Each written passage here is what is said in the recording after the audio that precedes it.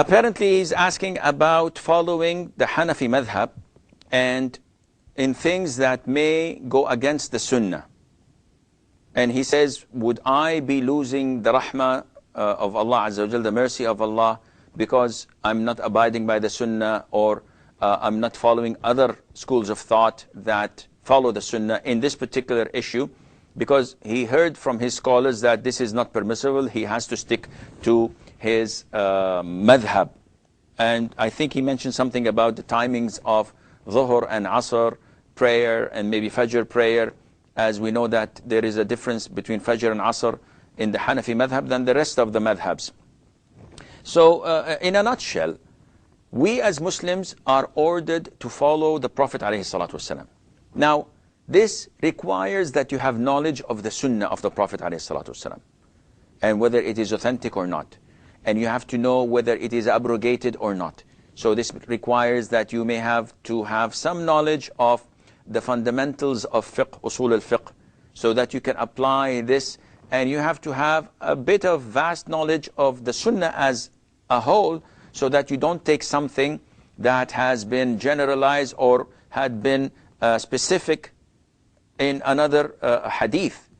So if Allah Azza wa Jal tells us that do not eat the dead meat, and then you are stranded and you say, I cannot eat dead meat, he said, no, Allah said and told you that if you are in a distress, in a necessity, it becomes mandatory for you to eat from it so that you would not die.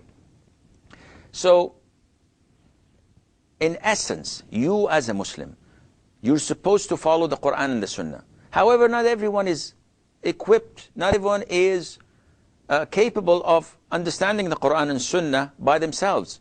So those who are unable, they must follow a school of thought.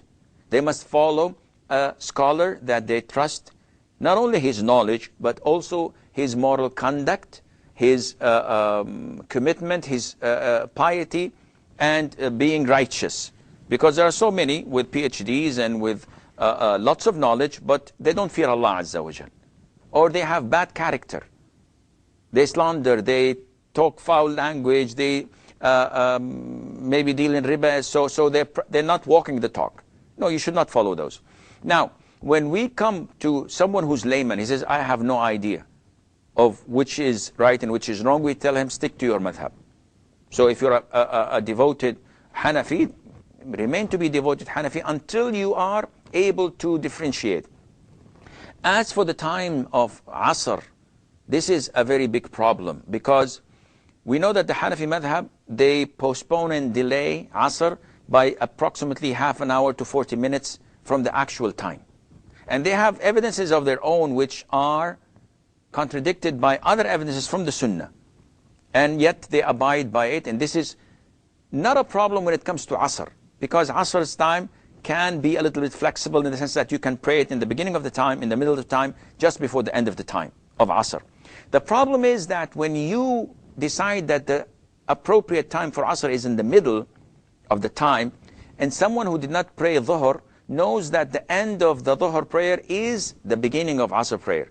This means that this person has prayed Dhuhr not in its time. He prayed it in the beginning of the time, the actual time of Asr, which means that his prayer is invalid.